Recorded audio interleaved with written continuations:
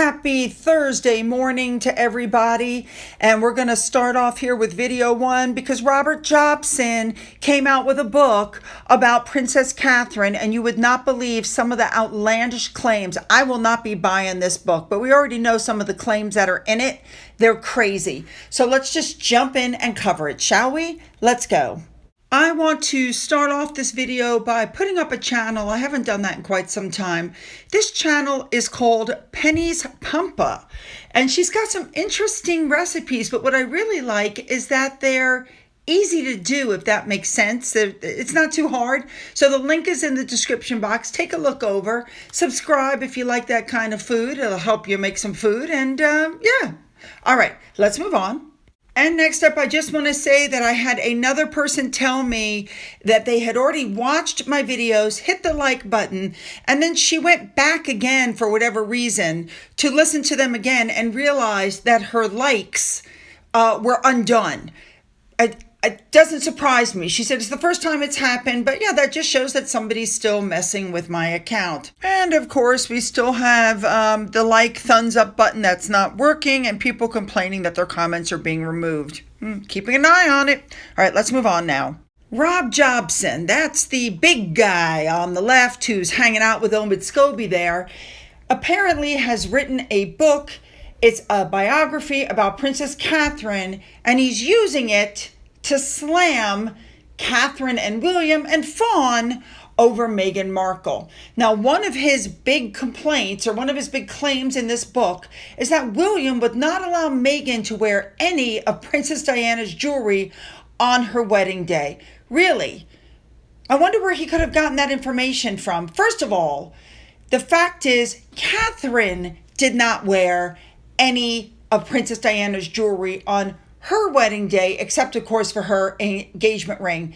Meghan, however, wore Diana's aquamarine ring at the wedding reception because we saw that as she was getting in the car, she waved and we clearly saw Diana's ring on Meghan's finger. This is just one of the many claims that Mr. Jobson made in his book.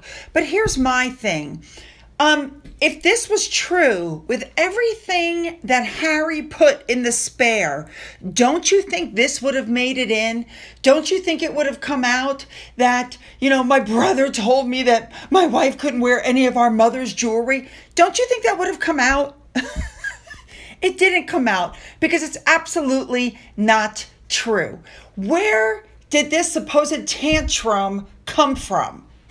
It's just crazy the amount of stuff that he put in the book. Let me give you another example. He claims that Prince William threw Catherine under the bus with that edited photo, the family photo.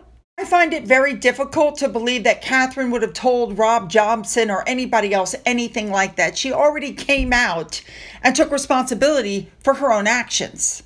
He claims that Prince William once broke up with Catherine, the Princess of Wales, over the phone. This is when William was serving in the military. And so here's the thing. They've been married now for 10 years. Why would I care even if that actually had happened? This man just throws shade at William over and over and over. Remember, this is not an authorized biography, which means nobody cooperated. And Catherine did not speak with Robert Jobson and do anything else. But it's really crappy to write a book about Catherine and basically use it to slap her around and slap her husband around while you're cheering on Meghan Markle. Now, I found it interesting that while this is all going on, he does say some not nice things about Harry, King Charles, Prince Philip, all about how they're all throwing temper tantrums. Well, we knew Harry threw temper tantrums, but the only person who's perfect in this book is Meghan Markle. The way the book reads, it infers that Mr. Jobson got this information directly from Catherine and somehow she belittled her husband. This book is trash. I'm not buying it. I have no interest in it. Most people don't have interest in it. Something else claimed in the book is that King Charles will never shut the door on Harry, and he wonders what's going to happen when finances become a concern for Harry and Meghan. Jobson wrote, and I'm quoting, "Now that the public have wearied of their constant complaints, they're trying to find an income stream that doesn't involve dishing dirt on the royal family. And the Harry problem, as it's known among palace staff, continues to plague the king. What worries His Majesty and his top team," says a palace official, "is what's going to happen when the money runs out." Interestingly enough, Mr. Jobson claims in this book that King Charles gave Harry a substantial sum after the fallout from their Netflix docuseries. So after Oprah, after the Me You Can't See, after, all these interviews, the cut interview, after all the things Harry has said and all his whining about, "Pa cut me off financially," according to Mr. Jobson, King Charles continued to fund Harry and Meghan, giving them millions upon millions, but somehow Harry never seems to mention that. Moving on to the Queen's funeral, the book does say that Catherine found that putting on a show of unity with Harry and Meghan was the hardest thing she ever had to do. How Robert Jobson would know that, I have absolutely no idea.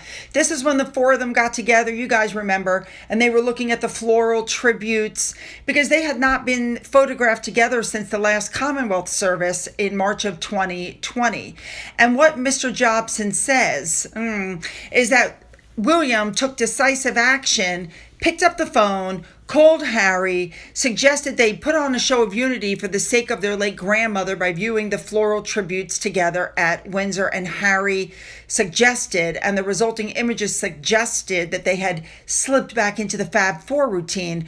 But supposedly, Catherine later admitted to a member of the royal family that such was the extent of ill feeling between the couples, the walkabout had been the hardest thing she ever had to do.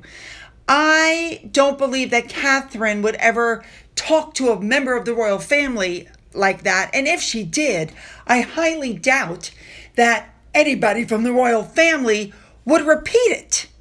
I don't think it was so hard for Catherine at the funeral. She just let Meghan be herself. Remember when Meghan was being rude to the aide who was trying to get the flowers?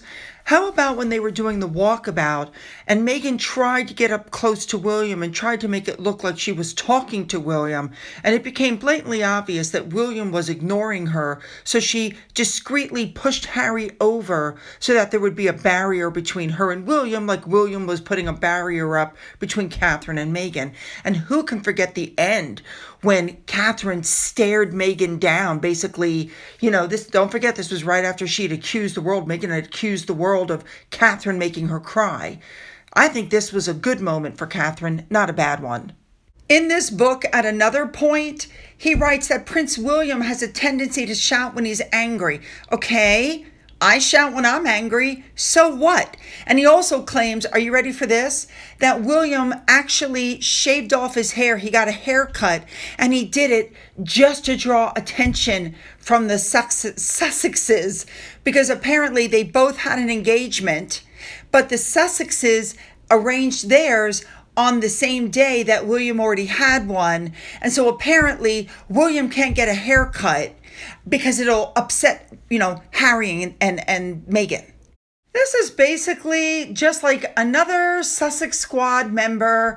He's like an Omid Scobie wannabe that's fawning over Meghan, trying to get, I don't know what from her. I mean, it's literally a joke. This book is not authorized, so therefore he probably doesn't have any real information. I'm really a little surprised because it was Robert Jobson that after Harry complained in the Netflix docuseries that they had all this press intrusion, it was Robert Jobson that came back and said, we were standing exactly where we were supposed to be. He knows that, and he was lying. So I don't understand why he would write an autobiography about Catherine and use the autobiography to slap Catherine around and fawn over Meghan. I just don't get it. I absolutely would not put my money down on this book. Absolutely not. All right, don't forget to like and subscribe and go down into the description box where you'll find the link to the next video. Let's go.